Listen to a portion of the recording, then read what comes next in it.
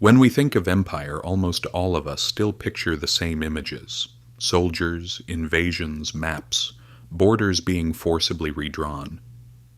Yet the 20th century taught us something else. Power no longer comes only through weapons. Sometimes it comes at a table, in a meeting room, with just a few signatures. There is no sound of cannons, no flag ceremonies. But the consequences are just as permanent as those of the old empires. This new empire had no military force, but it had experts. It had no commanders. But it had financiers, advisors, technocrats.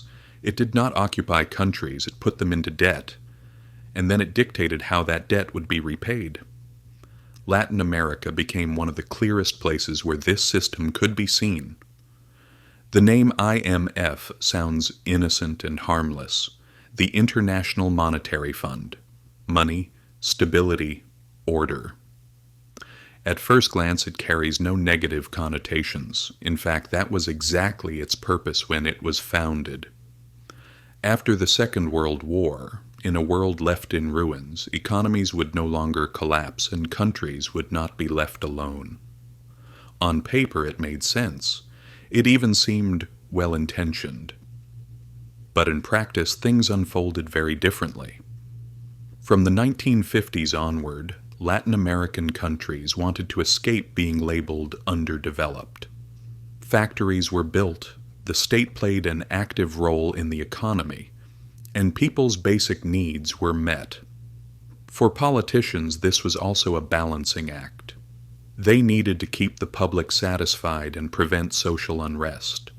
The price of that balance was debt. But at the time, debt did not seem like a problem, because everyone believed the future would be richer. In the 1970s, the world truly appeared to be living in abundance. Oil revenues accumulated in Western banks. That money had to be invested somewhere. Latin American countries were seen as safe borrowers. Governments borrowed, banks lent, and it looked like everyone was winning. Roads were built, dams rose, cities expanded. Economic growth figures were encouraging. But this situation was bound to explode at some point. There was a weak point in this story. The debts were denominated in dollars. Interest rates were low, but they were not fixed, and Latin American economies were not as strong as they believed. In the early 1980s, everything reversed. In the United States, interest rates were sharply raised to fight inflation. The decision was made in Washington, but its effects were felt in Rio, Buenos Aires, and Mexico City. Debts began to multiply. Countries could no longer pay not only the principal, but also the ever-growing interest. When Mexico said, "We can't pay," in 1982, it was an alarm bell. It showed that not just one country, but an entire system was shaking. Because Mexico was not alone. Argentina, Brazil, Peru, Bolivia. They had all followed the same path, and they were all indebted to Western banks. If these countries collapsed, the banks could collapse too. This is exactly where the IMF stepped onto the stage. According to the official narrative, the IMF was there to save countries. But in reality, the priority was keeping the global financial system standing. Aid was given, yes, but that aid came with conditions, very strict conditions. If you want money, they said, you will cut spending. You will remove state support. You will sell state-owned companies. You will freeze wages. These decisions were not discussed with the people of those countries. No referendums were held. They were not debated at length in parliaments. They were calculated in Excel spreadsheets. The priority was not human consequences, but numbers. For politicians, this also became a way out. They could shift the cost of their own decisions onto the IMF, saying, "We don't want this either, but we have no choice," was the easiest way to avoid responsibility. But for the people, the result was poverty. Throughout the 1980s, life in Latin America became increasingly difficult. Basic housing needs and food became more expensive. Unemployment rose. Public services collapsed.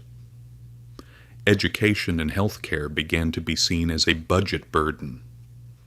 That is why this period is called the lost decade, because people worked but did not move forward.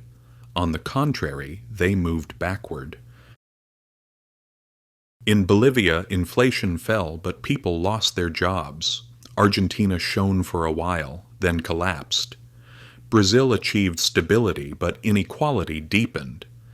Everywhere it was the same picture: improvement on paper, deterioration in the streets. The IMF always presented itself as a neutral institution. But neutrality does not mean standing outside power relations. In the IMF's decision-making mechanisms, the most powerful actors are the countries that lend the money.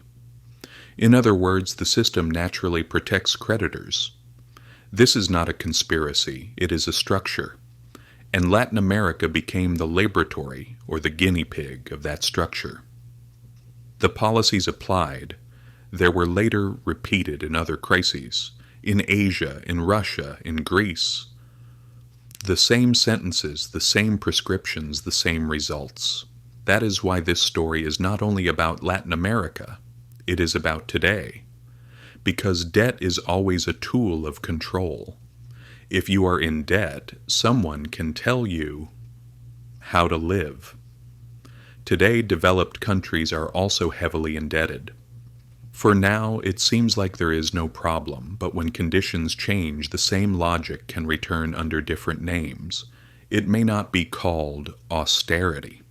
It may be called fiscal responsibility. But the cost will still be paid by the people. The lesson of Latin America is this: do not confuse the growth stories you are told with real security. Real power lies in things that are not dependent on others' decisions, knowledge, skills, and solidarity. History does not repeat itself exactly. But if you do not learn the lesson, it will lead you to the same place under a different name. That is why this story matters. Because debt is never just debt. Debt determines who gets to write the future.